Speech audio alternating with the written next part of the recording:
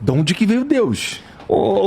Aí entra na área da filosofia. Aí é uma pira que não dá, né? Uma vez eu estava na Universidade Presbiteriana Mackenzie dando uma palestra, veio um filósofo e falou assim: professor, tudo que você falou aí é muito legal e tal, mas você não consegue me responder essa pergunta. Quem criou Deus? Mas o Igor, essa é uma pergunta filosoficamente equivocada. Um bom filósofo jamais faria essa pergunta, não é, Rodrigo? Não, e ela é feita...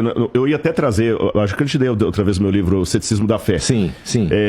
Dei pra minha mãe, inclusive. Eu ia trazer outro hoje, mas ficou tudo na Jovem Pan lá, viu, de manhã. Mas eu vou trazer da próxima vez.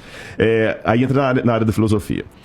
Permita-me falar o nome Big Bang aqui para me referir apenas ao start inicial do universo. Claro. Sem entrar nos pressupostos químicos e físicos que não é minha área.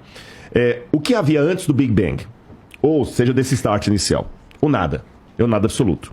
Porque um ponto de comum acordo entre ateus e design inteligente, eu acho que qualquer um concordaria comigo no sentido seguinte: antes do ponto inicial do Big Bang, não havia gravidade, não havia tempo, não havia espaço. Não tinha nada. Não tinha nada. Era o nada absoluto. Tá certo? Mas aí vamos partir de uma questão filosófica que é repetida por vários, desde Parmênides na Grécia Antiga, que os latinos traduziram como ex nihilo nihil fit. Do nada, nada se faz. Se não havia nada, por que hoje há algo ao invés de nada? Então, é mais lógico supor que havia algo. Agora, esse algo que havia, para formar tudo que existe, tem que ser um algo que não está preso ao tempo, porque o tempo veio depois dele.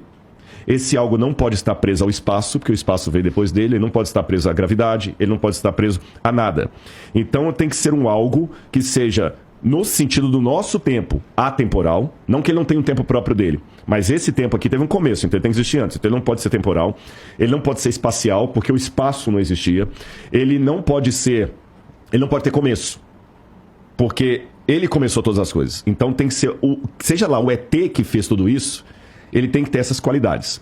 Ele tem que ser um ser dotado de vontade, porque ele resolveu fazer tudo. Ele tem que ser um ser dotado de design, porque ele criou coisas com desígnio. Ele tem que ser um ser dotado de inteligência, porque ele criou com inteligência. Esse ser, então, não pode ter sido criado por nada, porque se ele foi criado por nada, a única coisa que eu faço do ponto de vista filosófico é deslocar a pergunta mais para trás. E mais para trás. E eu vou cair num ad infinitum absurdo. Eu tenho que obrigatoriamente chegar a 2 caminhos, não tem 3. Aliás, 3 caminhos. Ou eu acredito que a matéria e tudo que existe veio do nada, e me perdoe. Aí vem o meu limite. Isso não é científico. Porque, mas é provado. Não, então vamos falar de método científico agora. Eu vou até pedir licença para entrar na sua área. Eu li muito, desde os primórdios do método científico lá com Francis Bacon, depois as leis de Stuart Mill. O método científico ele tem que ser replicável, ele tem que ser observável, ele tem que ser visto em laboratório, ele tem que ser falseável. Por exemplo, até desse exemplo hoje de manhã. Como é que eu posso provar para você que gasolina de carro não funciona para avião? É simples, é falseável. Você pega a gasolina do carro e colocar lá. Agora, não é falseável dizer para você que Santos Dumont estava sem cueca quando ele se suicidou. Não tem como voltar lá e verificar isso. Tá certo? Então, dizer que algo, que tudo pode surgir do nada, sem um agente que provoque isso não é nem falseável, nem científico, nem laboratorial, nem filosófico.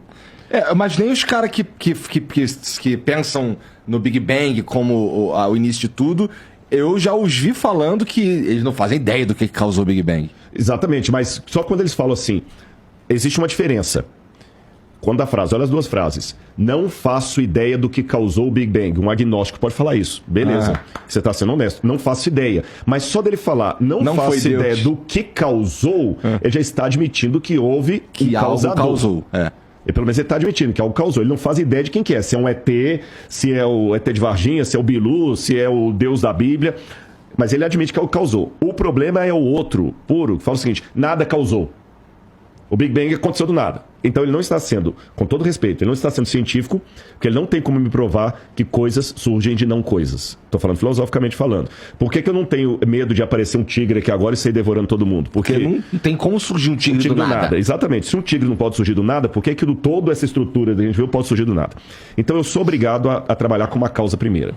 E essa causa primeira, para ser, do ponto de vista filosófico, uma causa que justifica o surgimento de tudo, aí eu estou usando aqui Aristóteles, isso é Aristóteles, essa causa tem que ter essas características. Ela não pode ser presa ao tempo, ao espaço e tudo mais. Ah, mas se alguém causou a causa, eu só estou deslocando a questão para trás. Aí que eu falei que tem as 3 possibilidades.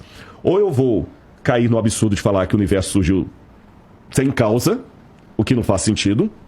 Ou eu vou falar que sempre teve uma causa causando outra causa, eu vou cair no infinito absurdo, que também não faz sentido, porque tem evidências que o universo começou. Ou eu caio num terceiro, que para mim é o mais lógico.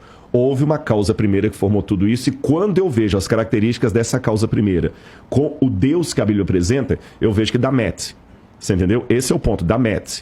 Agora, é lógico, isso aqui, eu não estou com isso provando que a Bíblia está certa, tem que ver os limites. O que é que eu estou provando, o que eu não estou provando.